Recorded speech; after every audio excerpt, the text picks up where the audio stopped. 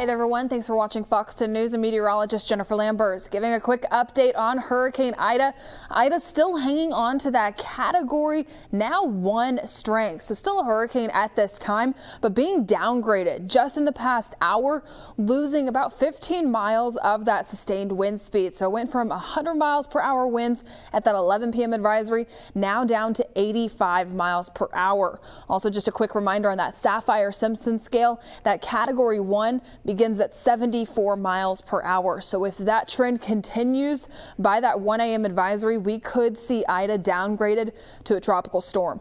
Now at this time, moving north at 9 miles per hour. So beginning to make that trek just directly above, pretty much passing along that very far western edge up that Mississippi River.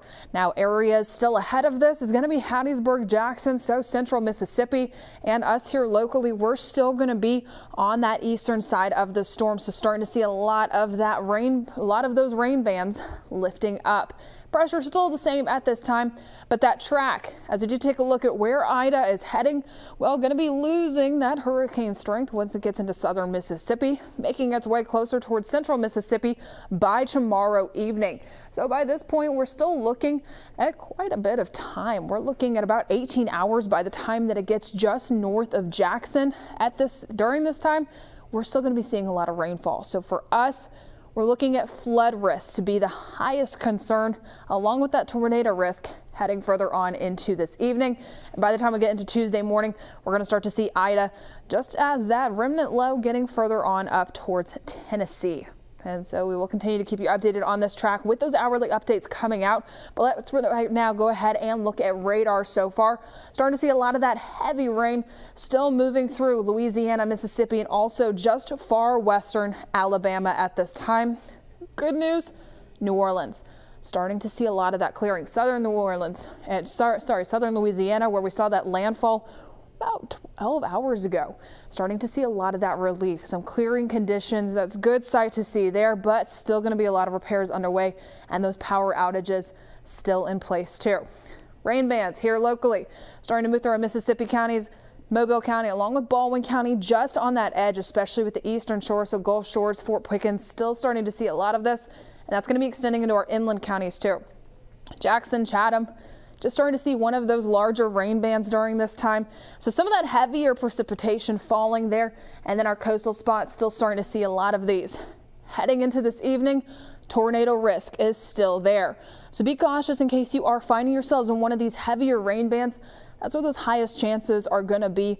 So make sure you have a way to get alerts heading further on into this evening. Just a reminder, we have team coverage. I am joined with Chief Meteorologist Jason Smith. We also have meteorologist Michael White and Matt Barentine joining us just in a couple of hours here for this morning. We're going to keep you updated throughout the way heading further on into the morning. As we do zoom in just a little bit closer, Jackson, McIntosh, Mount Vernon, still starting to see a lot of this heavy rain just traveling over 43 towards the west. So Chatham, Citronelle, still starting to see a lot of that rain. Choctaw Bluff, Tensas, Jackson, just a little bit on that edge there of seeing some of that clearing. As we transition further towards the south, still a lot of heavy rain. So Grand Bay, Dauphin Island, eastern shore extending from Daphne, Fairhope, all the way down to Point Clear, Bay Minette, and also on the Mobile side, Saraland, downtown, just near the airport, a lot of heavy rain, consistent rain. This is going to stick this way heading into the overnight hours. That flooding again going to be a main concern. Something else to keep in mind, that tornado watch still in place at this time too. An extension until tomorrow morning. Isolated tornadoes possible. Now for the western portions, Mobile County, southern Mobile County, also our Mississippi counties, it's mainly going to be higher. We were saying starting after midnight. So starting now, be on high alert.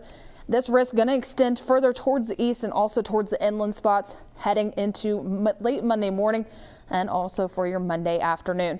Now again, we are having continued team coverage here on Fox 10 News throughout the rest of your morning and further on into your Monday afternoon. We will keep you updated along the way on air and online. Our next update coming at 3 a.m. but Fox 10 News at 4:30 does begin soon. Thanks so much. Stay tuned.